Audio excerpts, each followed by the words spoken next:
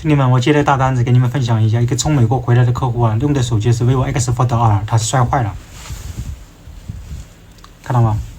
外面的小屏幕直接摔坏了，那里面的屏幕都是好的，什么功能都好的，但是这个外屏小屏幕是直接坏掉，掉下来了，看到吗？然后呢，他不止修过一次，在国外的时候已经摔坏了，在美国的时候花了1000多美刀了才把它修好的。然后呢，修好之后呢，回到国内没玩多久就摔坏了。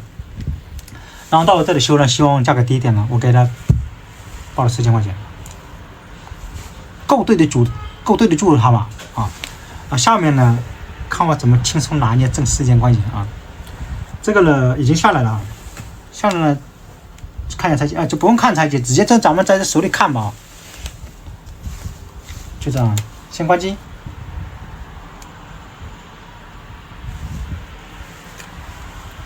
关机就行了。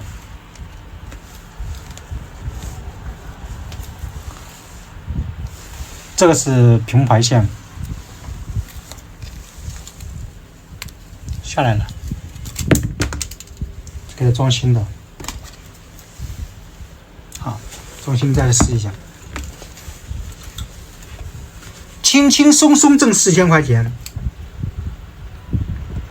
在美国花了1000多美刀修好一个屏幕，这个汇率也6、7千块钱吧，是吧？应该是7000多块钱吧，我不知道多少，应该是7000块钱应该有。我给报了4000块钱，也已经很便宜了。开机，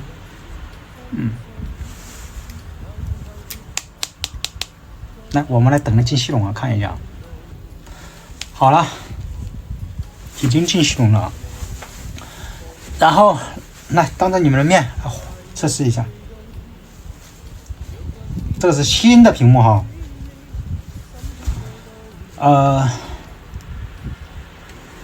再看一下这个白底显示啊，完美啊。下面就是中机啊，中机环节呢，我再换个镜头给你们看一下中机环节啊。首先呢说一下这个前置摄像头换完屏幕之后容易进灰了，就像这个它已经进灰了，我先给它擦一下。这是一个比较细节方面的啊，很多维修师傅呢因为经验不足呢就处理不掉这个问题啊。你们看一下这个视频呢，如果要修的时候跟一些当地维修师说一下。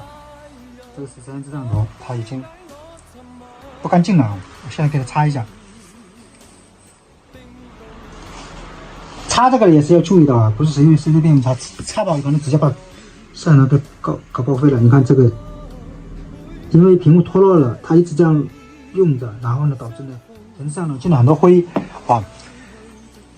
为什么会进灰呢？你们注意看一下这个摄像头周边看到这个有海绵哈，这个海绵呢是用来保护摄像头，防止它进灰的。但是呢，拆过机之后呢，大部分很多都容易进灰，所以呢。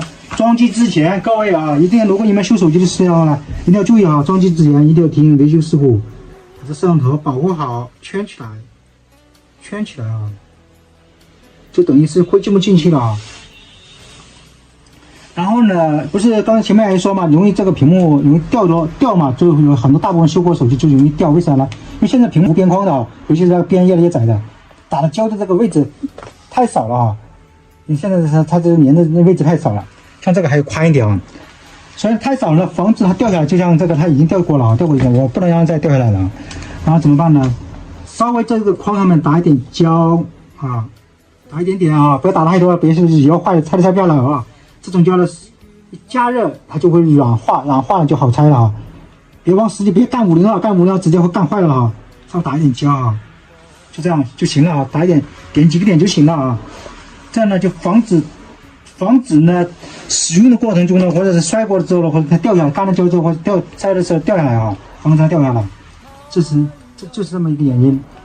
然后前面说的就是这个摄像头为什么会进灰的，因为这个它本身装机之前就是出厂的时候有海绵保护这个摄像头，是做防止进灰尘。但拆完之后呢，这海绵已经是磨掉了，所以呢打一圈胶啊，各位啊，下面呢我就把它装起来啊，先把这个螺丝拧起来。先装好，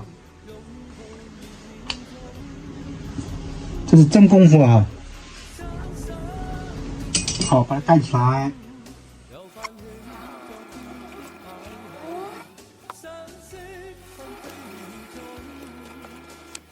开机，等着机器人。